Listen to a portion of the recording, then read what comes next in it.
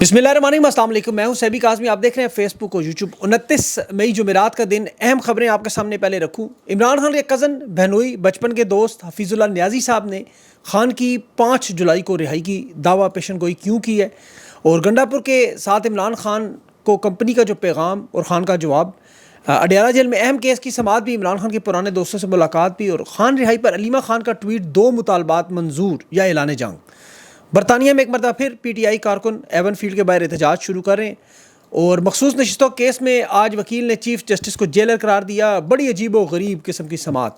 और 9 मई पार्ट 2, ये भी तफसील आपके सामने रखता हूँ। मरीम नवाज केस भी, एडवोकेट जनरल को तलब, और पाकिस्तान में बिटकॉइन पर रिजर्व पर काम भी शुरू हो गया। बिलाल बिन साकिब ने ट्रंप का शुक्रिया अदा किया। ये थोड़ी सी वारदात है, उसके भी तफसील बताऊंगा।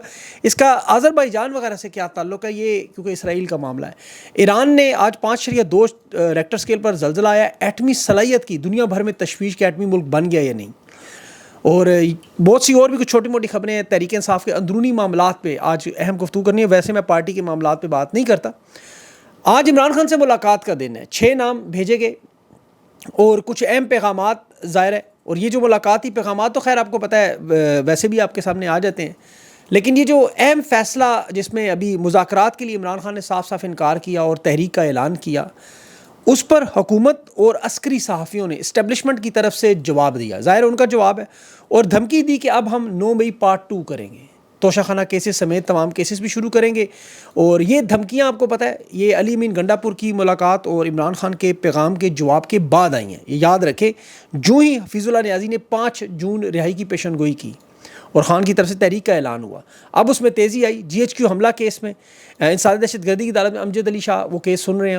उसमें अब आज आपके सामने डील, मुज़ाकरात, सज़ा, ये सारा मामला सामने आ जाएगा। और 99% हम जानते हैं कि इमरान खान को उन केसेस में सज़ा देना चाहते हैं। फैज़ाबाद में जो एहतजाज था इमरान खान की नहली पर, आपको पता है इंसानी दहशतगर्दी में वही नौटंकी। हालांकि 9 मई में ना कुछ शहीद हुआ, ना कुछ ज़ख्मी हुआ, और पुरतशद्दद वाक़यात में सारे मिला के 10 करोड़ 67 लाख रुपये का सिक्योरिटी इदारों ने अदालत में आज नुकसान जमा करवाया। ये शहबाज शरीफ के एक दौरे से भी नहीं कम बनता है।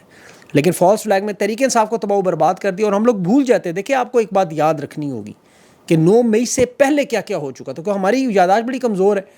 इमरान खान का इक़्तिदार छोड़ने के बाद अभी इमरान खान ने देखे 2 मुतालबात किए हैं ना, जो अलीमा खान ने भी बताया कि कौन सा मुतालबा बताए छोड़े।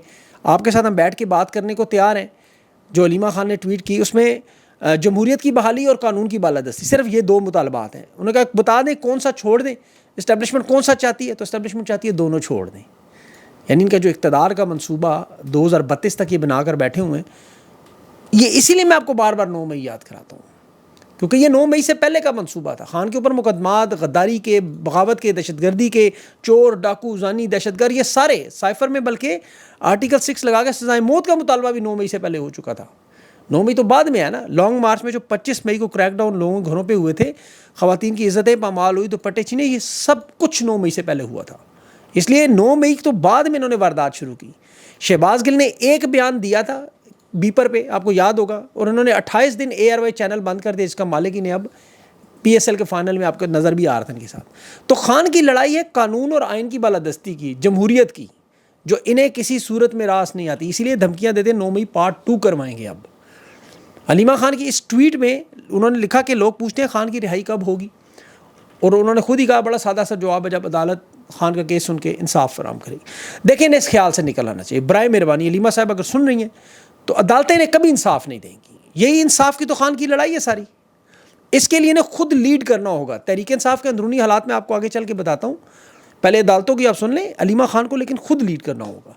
अभी मखसूस नशिस्तों में आप देखें, जजेस खुल कर सामने आ गए। अब उन्हें कोई परवाह नहीं। मखसूस नशिस्त के मामले पर तमाम के तमाम जजेस, जिस तरह फैसल सिद्दीकी के दलाइल को रोक के और अपनी बीच में बात करें, वाज़ेह तौर पर यह कि अदालतों में ये फ़ैसले पढ़ कर नहीं आते, ना वकील पढ़ के आते हैं फ़ैसले, क्योंकि कहीं और से आते हैं, लिखे सिर्फ सामने आ जाते हैं। जज बाकायदा तौर पर नून लीग के सदर और जनरल सेक्रेटरी बने हुए हैं। फैसल सिद्दीकी ने कहा हम कोशिश करेंगे, हम लड़ेंगे। जज ने कहा कर जितनी मर्जी, तू जितने मर्जी शानदार दलाइल दे। तंग आके वो फैसल उसको अमीनुद्दीन को जेलर तक कह रहा था। इन्हें जेलर नहीं है, शैतान भी कहे तो इन्हें बुरा नहीं लगता। वैसे तो ये हज पे जा रहे हैं अमीनुद्दीन साहब।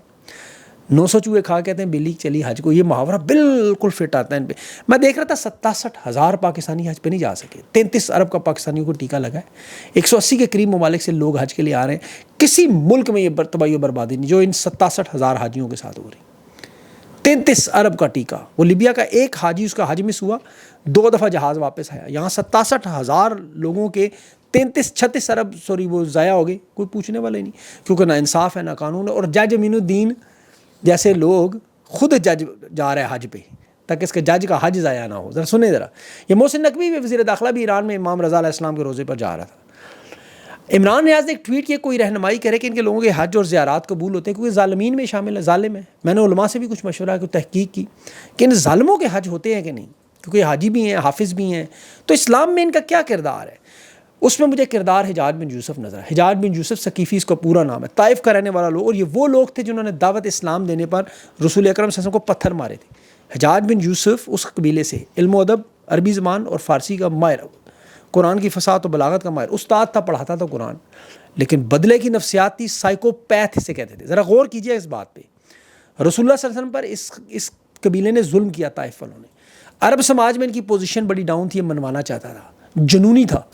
فوج میں اس کی جس طرح انٹری ہوئی وہ بھی بڑی عجیب تھی, کیونکہ فوجی خاندان سے بھی نہیں تھا, واریر بھی نہیں تھا, لڑنے والا بھی نہیں تھا, قرآن پاک اور علم و ادب اور اس کا ماہر تھا بڑا فنکار سازشی.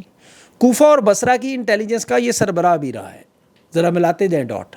کوفہ, بصرہ, حجاز کا اس کا مکمل کنٹرول تھا. پھر بعد میں مدینہ میں سے خلیفہ عبد الملک بن مروان نے, جو بنو امیہ کا خلیفہ تھا, اس نے عراق کا گورنر بنا, 20 سال گورنر بھی رہا ہے. محمد بن قاسم سندھ میں اسی کے دور میں, خیر وہ ایک الگ سٹوری ہو جائے گی. لیکن یہ شخص احساس کمتری کا شکار تھا, قبیلہ بدنام تھا, فوجی بیک گراؤنڈ نہیں تھا, اتنے بڑے عہدے پر پہنچ گیا. اور جو دشمنی اس کے قبیلے کے طائف کے لوگوں کی رسول اللہ صلی اللہ علیہ وسلم سے ہوئی تھی, وہی دشمنی اس کی آل رسول اور ان کی اولاد سے, ان کے حامیوں سے تھی. اس نے چن چن کر آل رسول صلی اللہ علیہ وسلم کے حامیوں کو قتل کیا, سختی سے دبایا, قید و بند میں ڈالا. اپنی فوج کہتا تھا کہ تمہاری تلوار سے لوگوں کو خوف محسوس ہونا چاہیے. اور نام اس نے کیا رکھتا, فتنہ فساد کرنے والے, بغاوت کرنے والے, باغی. اسلام حکم دیتا ہے انہیں روکو, اور وہی واردات, لاکھوں لوگوں کو اس کی حکومت میں قتل کیا.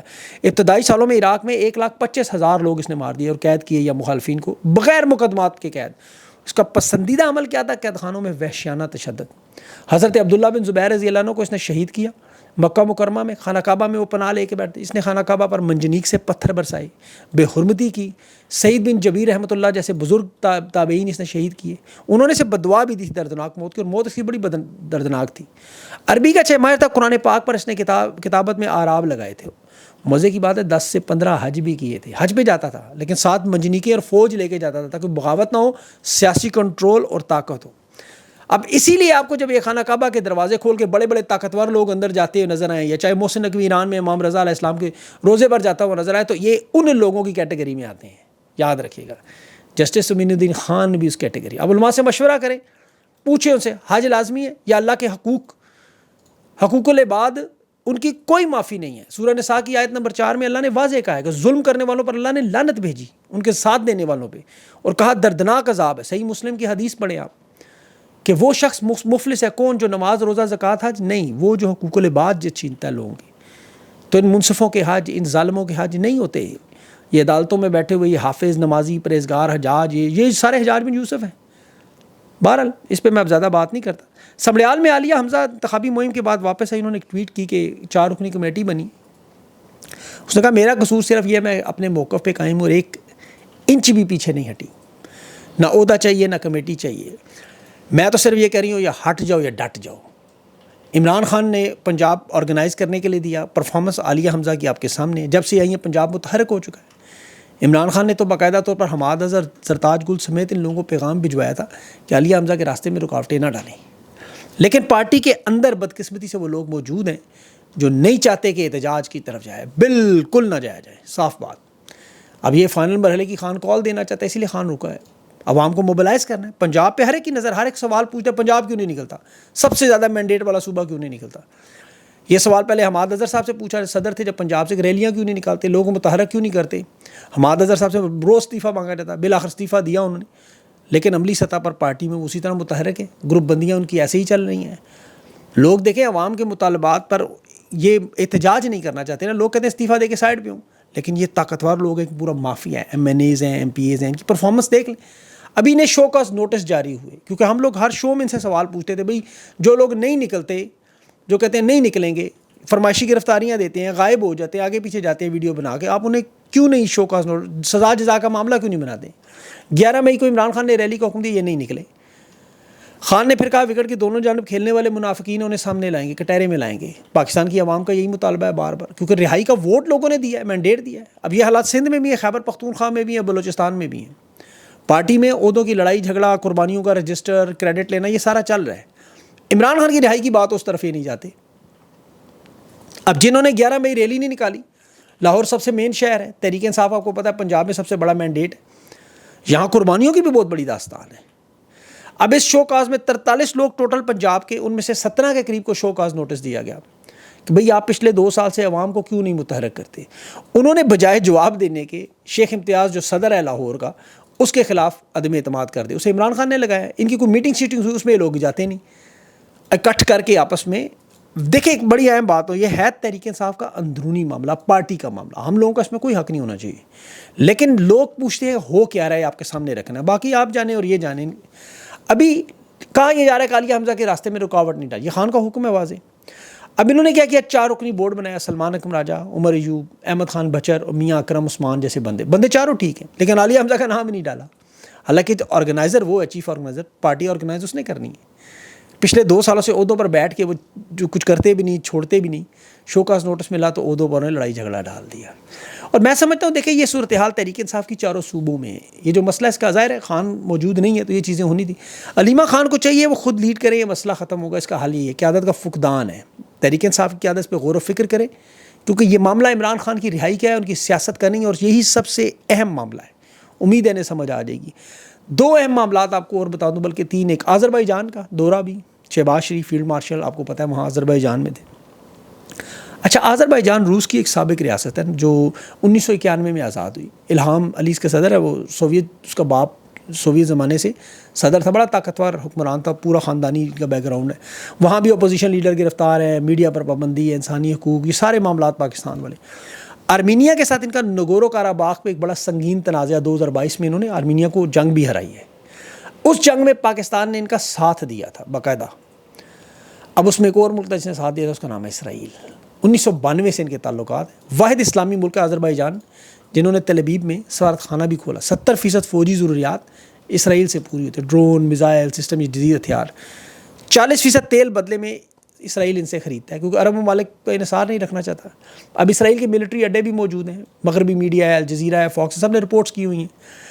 اب ان کے ساتھ ایک ملک ہے ایران، جو مسلکی اعتبار سے آذربائیجان اور ایران ایک ہی مسلک ہیں، یاد رکھیں، لیکن ایران آرمینیا کو سپورٹ کرتا رہا اسرائیل کی وجہ سے۔ 8 اکتوبر کے 5.2 ریکٹر اسکیل پر جو زلزلہ ایران میں ہے، اس میں کہا جا رہا ہے ایران نے شاید آج ایٹمی صلاحیت حاصل کر لی ہے، ابھی کنفرمیشن نہیں ہوئی لیکن آ جائے گی وہ بھی۔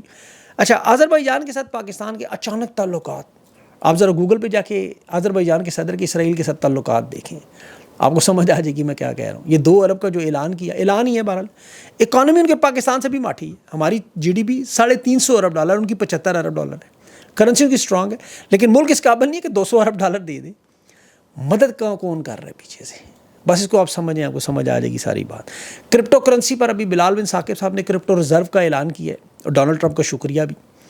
کرپٹو والا معاملہ خیر میں نے آپ کو بتا دیا، جس نے نہیں دیکھا وہ وی لاگ چیک کر لے۔ اس کے علاوہ اور بھی بہت ساری خبریں ہیں میرے پاس، ابھی میرا دماغ جو ہے نا وہ تیزی سے شروع ہو گیا، لیکن پھر ویڈیو بہت لمبی ہو جانی ہے، کوشش کروں گا اگلے وی لاگ میں آپ کے سامنے رکھوں۔ اصل معاملہ دیکھیں اس وقت پاکستان کی عوام یاد رکھیں، عمران خان کی رہائی، اس وی لاگ کے اینڈ میں آپ نے کیا چیزیں لے کے جانی ہیں۔ عمران خان کی رہائی پر تحریک انصاف کو جڑنا ہے، ٹوٹنا نہیں، عہدوں کی لڑائیاں پھر اقتدار میں آ کے لڑیں۔ دوسرا اہم معاملہ جو عدلیہ کے معاملات میں نے آپ کو بتائیں، یہ ساری چیزیں ذہن میں رکھیں۔ اگلے وی لاگ کو انشاءاللہ یہیں سے شروع کریں گے، لیکن ہوں گی ظاہر ہے مختلف خبریں اس میں۔ اپنا خیال رکھیں، مجھے اجازت دیں، اللہ حافظ۔